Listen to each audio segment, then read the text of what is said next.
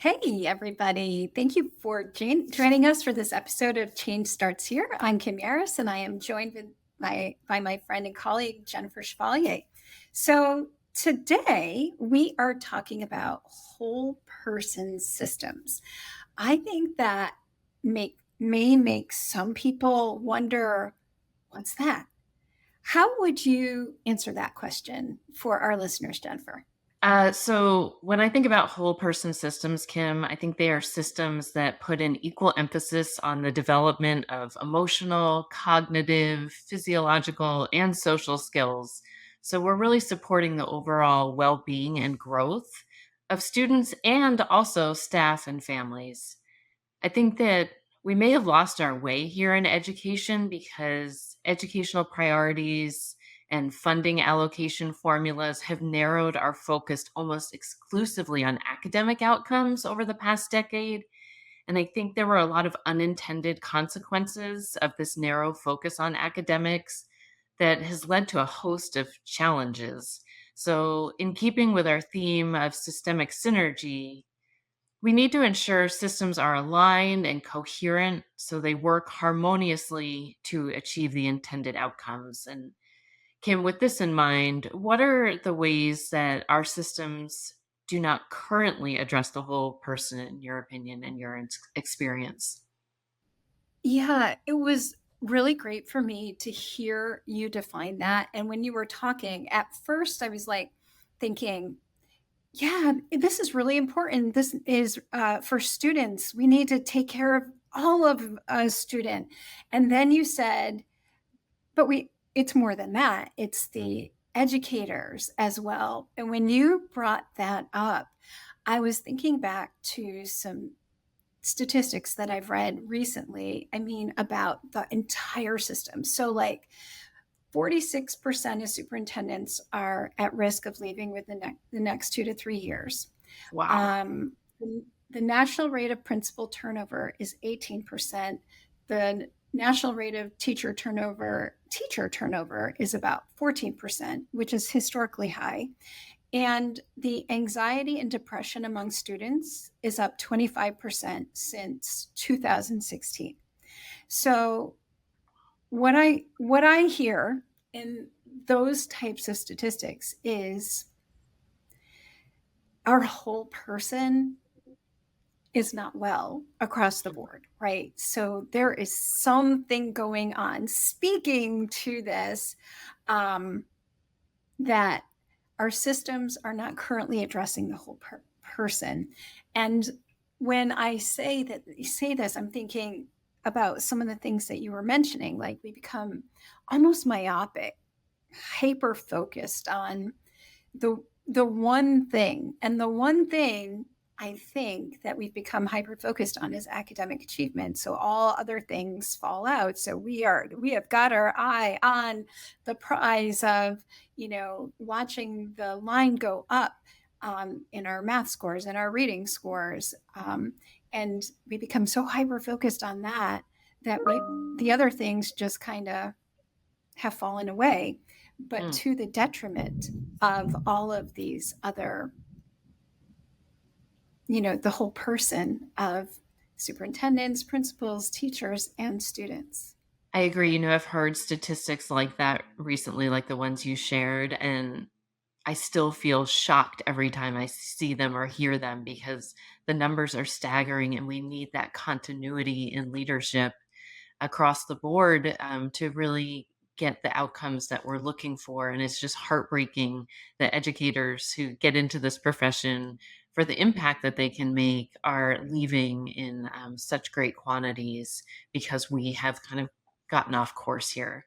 So, why don't we take a second and discuss the benefits of whole person systems?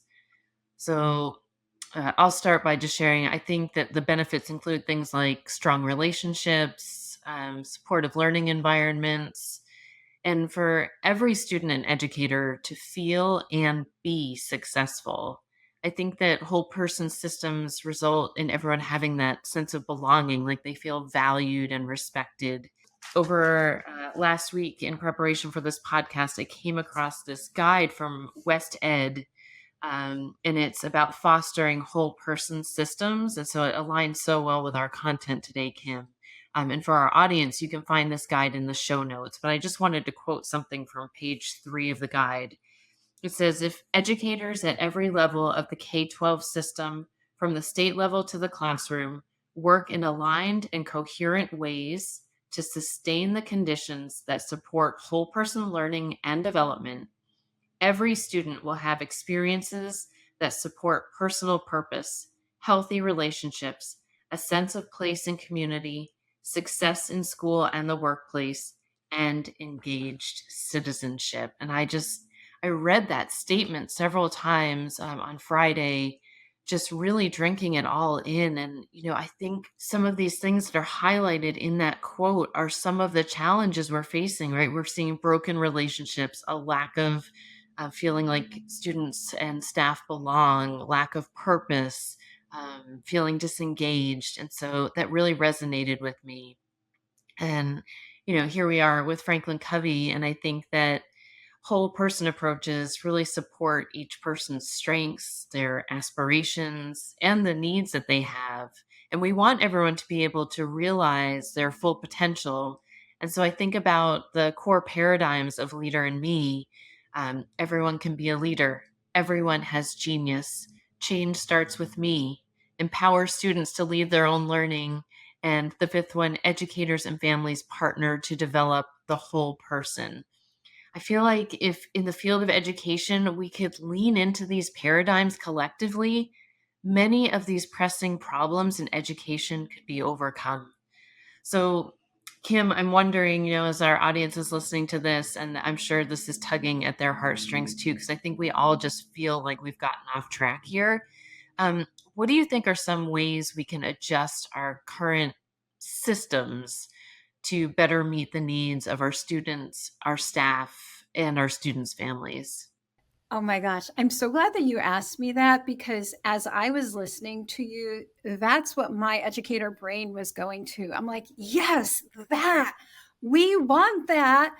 But the really pragmatic side of me is like, yeah, but how are we going to do that? How? What would that look like?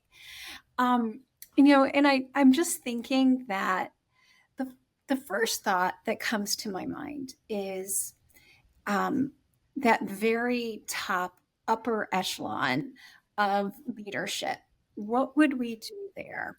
And, when I think about that statistic about, a large percentage of superintendents leaving in the next 2 to 3 years, it makes me think that their job is really hard.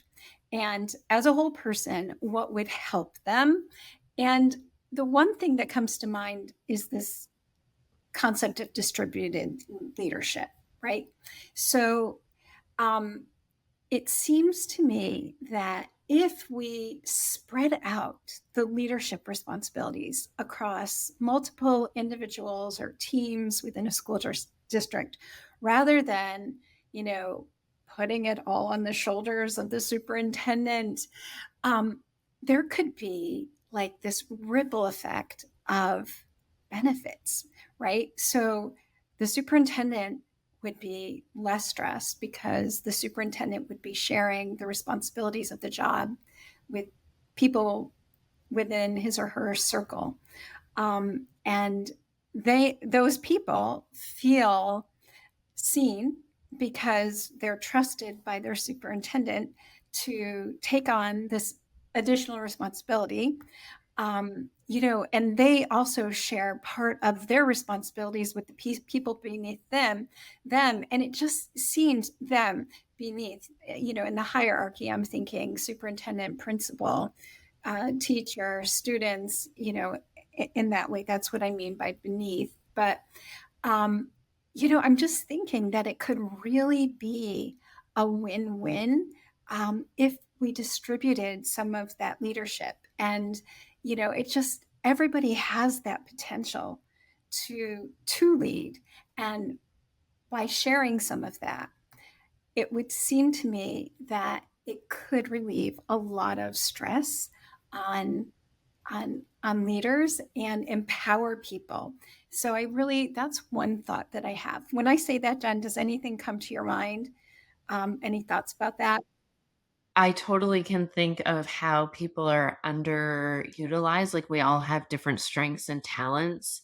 And if we just took some time to figure out what everyone is passionate about and what they're good at and really aligned their roles accordingly, it would distribute that onus and the responsibility and the burden of phenomenal education and really help us as a system grow stronger. And so that was resonating with me deeply, Kim. Did you have another idea to share? I do. So the other thing is, you had talked earlier about relationships and particularly like responsive relationships. And how is it that a system develops relationships, right? So I think to myself, I know the fast paced world that is education, right? We barely have a moment to look up in the course of a day. We make it to the end of the day. It's like, I don't think I went to the bathroom or ate, and it's just so, it can be intense like that. So, one of the things, like cultivating relationships, I almost think that we have to be intentional about making it happen. Like really intentionally making time to foster relationships. So at the last school that I worked at, um, we did this once a month thing where it didn't matter. Everybody within the school was assigned a group of students, but by everybody, I mean like the person from our PR office, the head of the school, the person from the business office. I mean, like from all different departments within the office, had a group of kids. And the group of kids were inter ages. So, we were a K 12 campus, but, so we had little ones up to seniors being led by somebody from one of the departments within the school. And so it was an opportunity. I mean, people that, you know, never, were always like in the back in their offices came out of their offices. And it just gave an opportunity for everybody to get to know each other. And I think that that's where really powerful relationships are forged.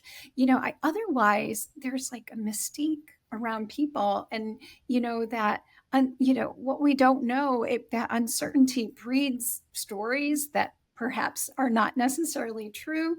Um, and just by being intentional about our relationships, I think can help to increase that responsiveness that kind of serves the whole person. So, what you were just sharing, I think, is really powerful, Kim. And I got thinking, it's weird to think about something that's so personal, relationships, right, at the person to person level.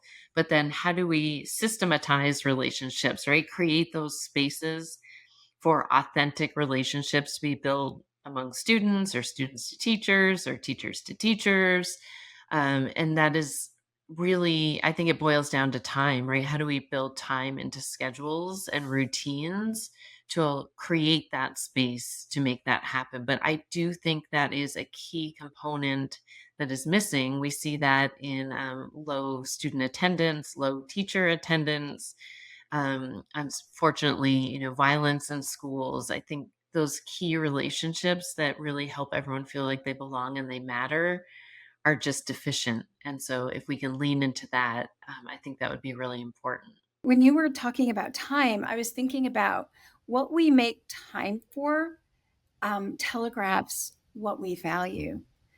And so being intentional about making time for something, if we only ever have time for academics, then we're ultimately telegraphing that's all that matters. And so we're saying the rest of you, we don't value. I'm Right. going to tell you a very personal something that happened when my son was in eighth grade.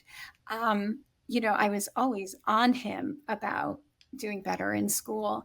And one day, he said, I feel all you care about is how I do in school. And it was like a moment, like heart wrenching moment, where I realized that I was communicating to him inadvertently that I only loved him if he went to, did well in school. I mean, that's what he was hearing. And so, I mean, what we make time for is definitely, and what we're talking with people about says what we value. So if we're talking about relationships and we're talking about something other than academics, I think that there's something that really does serve that whole personhood, and if we bring people out of their offices and, say, you're an important person here and we want you to know everybody here. It telegraphs that you're not just your job. You're not Mhm. just this one thing. You are a complex set of many different um, components, or you are more than just a student, or you are more than just the superintendent. You are this heart, mind, body, and soul. So I think that that story that you shared, first of all, thank you for sharing it, but I think it resonates with probably all of us in some way. And I often think about how, just as an adult in the workforce, I kind of measure my own value based on what I do and not who I am in the workplace. And I think that we sell ourselves short when we really hyper focus on that achievement part, the doing, instead of the like core components of who we are and how that influences what we do in our success. So, thank you for sharing that story. I think, the bottom line here is that we need to focus on the whole system, all the layers involved here. And to achieve systemic synergy, we have to address things at the personal level, right? The individual personal conditions. And then we're looking at the school conditions, classroom and school wide. And then the larger system conditions, whether that's at the district, state, or as as a country. So I think that we need to strategically figure out how to align and bring coherence across all these levels of the system for us to really support the whole person. Ultimately, it has to begin with a shift in education policies, strategic initiatives, funding priorities. But I think we're making a case here that this shift is really critical to fully supporting our students, their families, and educators. And to our audience, if this is resonating with you, the document I referenced earlier, the guide from Ed that's in the show notes, it's actually an alignment and coherence guide designed for state education agencies. And most of the document is a process for walking through this whole person lens and looking at all the systems and figuring out how to make them more aligned and coherent. And in looking at that process, I really see how it could be modified at the district level. So, if you're a district leader or a school leader, and this is resonating with you, and you just feel that tug that we need to do more to support the whole people we have under our charge, I would encourage you to take a look at it. So, unless you have any parting thoughts, Kim, I'll wrap us up. Any last words here? No, none to add. But I just feel jazzed and excited about the vision of schools where we become less myopic, and systemically start to care for the whole person of all of the people that work within schools. Agreed. And these whole person systems, I think, are a key component of what we're outlining as systemic synergy. So, again, that guide is in our show notes and you can reference it. And make sure to like and subscribe to Change Starts Here so that you know when our next episode drops. Thanks for joining us. All right. Take care, everyone.